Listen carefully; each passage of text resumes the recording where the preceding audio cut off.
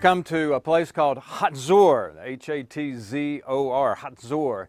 It's an incredible sight when you come up here and see it. In fact, it's a World Heritage Site. What I've just walked through is commonly referred to as a Solomon-era gate. It's a six-chambered gate. And if you look on both sides, there'll be three chambers. And so there's three chambers here, and there's three chambers on the other side. Now, what happened in these chambers, if you were ever at war, and this city was at war a lot, you'd pack this place with ammunition and soldiers. And they would fight to defend the entrance point to the city. But if you weren't at war, and that's most of the time, you'd put food in here, and the hungry people from the area could come during a time of famine. Also, this is where the city leaders would gather. Like, you remember Boaz wanted to marry Ruth? He went to the city gate of Bethlehem. This is the city gate. So I would think of this more like City Hall, the county courthouse in my community. It's a place where important people gathered to make official decisions. But there's more to Hatzor than just the gate. In fact, there's a find in here that has become so amazing. People are coming all over to see it, and that's why I brought you here today.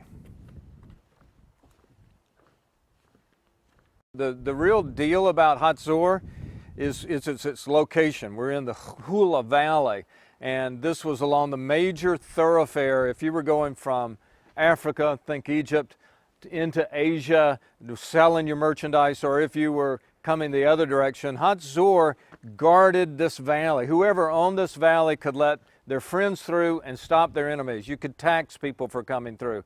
And so Solomon wanted the city. You've got the Assyrians wanted and took this city. The Babylonians would come along. The Greeks wanted it. The Romans had it. You know, everybody had to have this hill. It protects the valley. But there's one other leader who took this city, and his name is Joshua. And that story is where I think it makes a big difference to us as readers of the Bible about what happened here.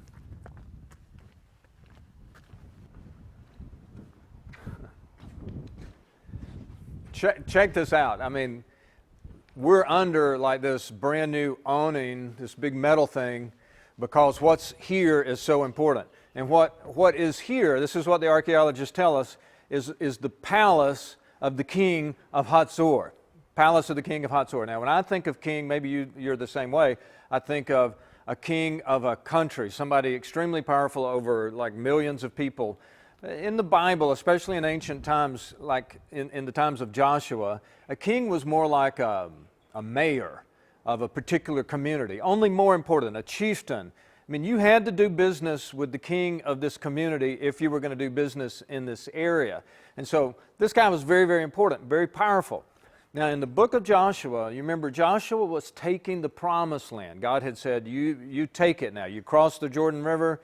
He destroyed Jericho. In fact, he burned Jericho, and then they destroyed another community called Ai. They burned Ai, and all of the other communities they did not burn, except for one. They burned this one. Now, that's in Joshua chapter 11, if you want to check it out. It says Joshua burned the Hatzor, because the king of Hatzor organized such a massive force against them, and they burned the city. So check this out. This is why this awning is here. This is why this is such an important room. This room has been determined to be the palace of the king of Hatzor. It was very, very nice. And all along the edge of this wall, you get this black line, and then there are even some of these larger stones out in front that have been put here so we would see and understand what happened. These stones are charred and cracked because they've been burned. Because they've been burned. These stones date back to the time of Joshua. I mean, that to me is really the heart of the lesson of why I even bothered to come to Hatzor, why I like to bring people here.